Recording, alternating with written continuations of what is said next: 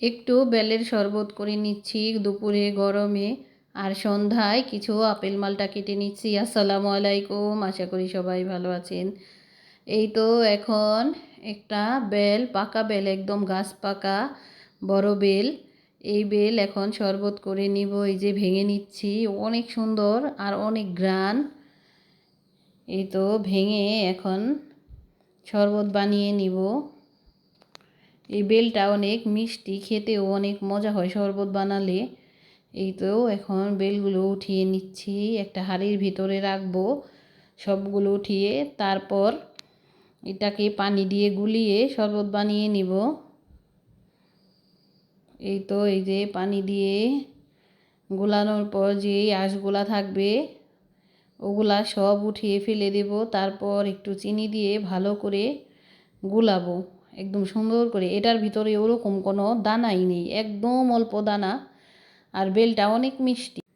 এই তো গোলানো হয়ে যাচ্ছে, এখন একটু চিনি দিয়ে নিব। এই যে অল্প চিনিতেই হয়ে যাবে, অল্প একটু চিনি দিয়ে নিলাম। তারপর ফ্রিজে ঠান্ডা পানি দিব, ঠান্ডা পানিও রেখেছি। এই তো এই যে ফ্রিজে ঠান্ডা পানি দিয়ে দিচ্ছি। অত বেশি ঠান্ডা দিব না, বেশি খেলে ঠান্ডা আবার ঠান্ডা লেগে যাবে। চারদিকে সবাই অনেক অসুস্থ হয়ে যাচ্ছে। এই তো বেলের শরবত রেডি হয়ে যাচ্ছে। এখনই আমার ছেলে খাবে, আমি খাবো, আর আব্বু বাড়িতে নেই, আমার নানুও খাবে। এই যে গ্লাস রেডি করে রেখেছে আমার ছেলে, বারবার বলছে দাও দাও, হয়েছে আর গোলাতে হবে না, এরকম করতেছে। আর আমি ভালোভাবে আঁশ ফেলে দিচ্ছি, না দিলে আবার ও খেতে পারবে না, এর জন্য।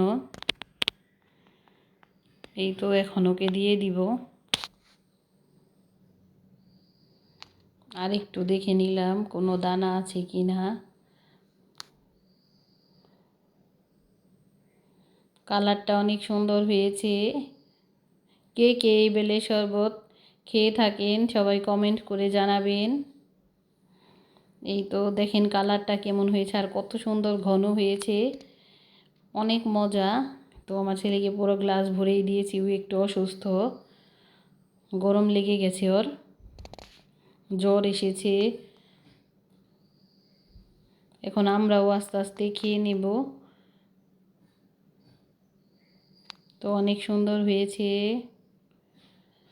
এই তো এখন সন্ধ্যায় কিছু ফল কেটে খাবো। আজকে আর চা খাবো না, কারণ চা অনেক গরম, গরমের মধ্যে চা খেলেও আবার সমস্যা, বেশি চা খেলে।